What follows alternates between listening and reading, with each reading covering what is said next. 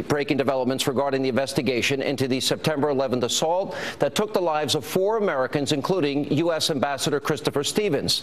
Now, this news is emerging in large part thanks to these 3 men, collectively known as the Benghazi whistleblowers, each of whom will appear before the House Oversight Committee on Wednesday.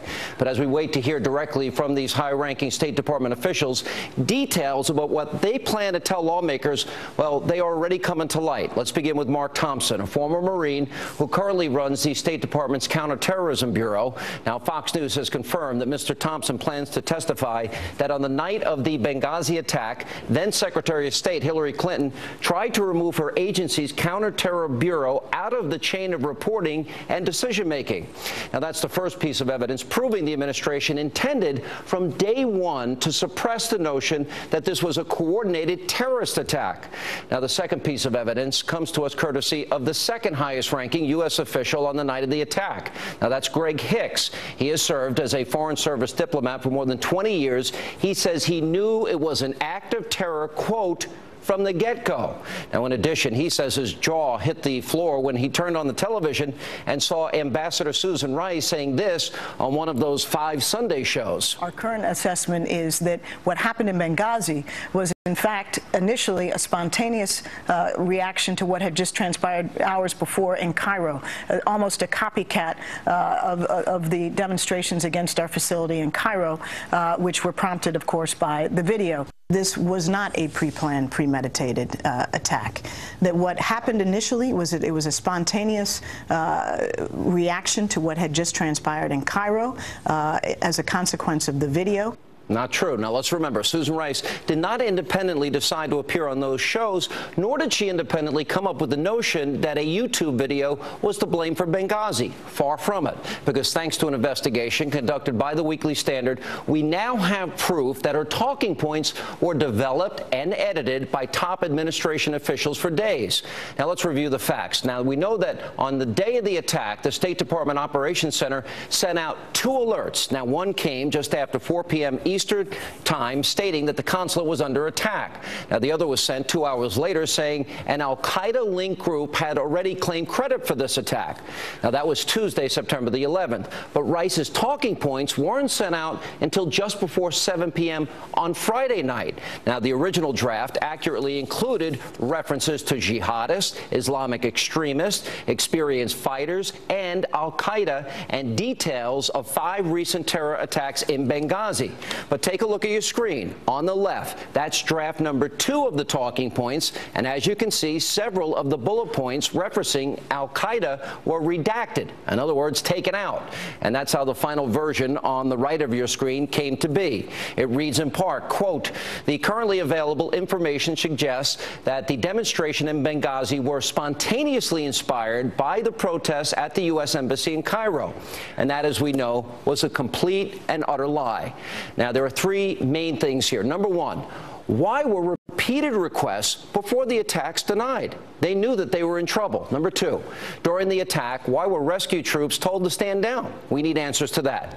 And why did the president, why did he go to sleep that night without asking about the ambassador, asking about the embassy, and why did he decide to go campaigning the next day?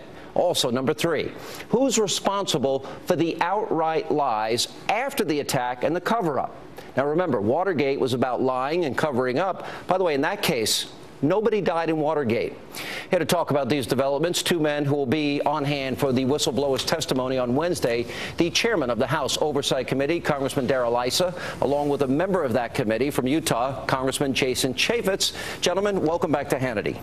Thanks, Sean. Thanks for having us back on, Sean. All right, Congressman Issa, we've been through this. Both of you have been very generous with your time as we've been trying to get answers to all of this.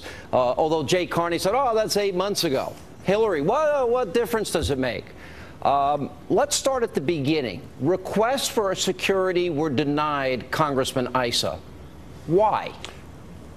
Well, on October 10th, we made the case that it was denied, and at that time, people closely associated with this, career professionals, really believed that it was based on this concept of normalization. In other words, pretend like Libya was safe and the war on terror was behind us. We still believe that's probably the genesis of so much of the cover-up, if you will, that occurred immediately following it. But you said very well in your intro, there was a campaign going on, there was a president trying to win re-election, and the changes were made at a very high level. All right, and Congressman Chaffetz, there was we now have discovered through testimony, Greg Hicks among others, that there was a C-130 ready to bring reinforcements during the attack to help those that were under fire, and they were ordered to stand down?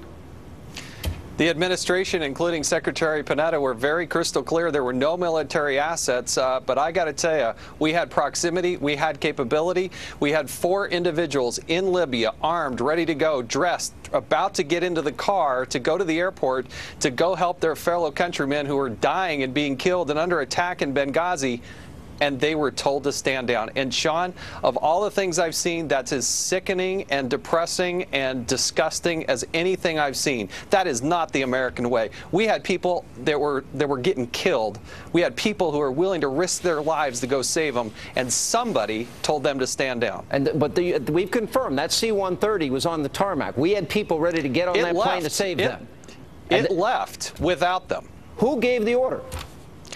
Well, that's what we got to still get some more information about. I think this is what we anticipate on Wednesday at the hearing. We're going to have people who are on the ground there in Libya that will talk directly to this. All right, let me show both of you a series of statements that were made about the Benghazi attacks and the YouTube video, and I want to juxtapose this to what we now know, that the original talking points were correct. They mentioned al-Qaeda. They mentioned that this was terror. And by the time that Susan Rice went on those Sunday shows, by Friday, they had all been changed, altered, redacted.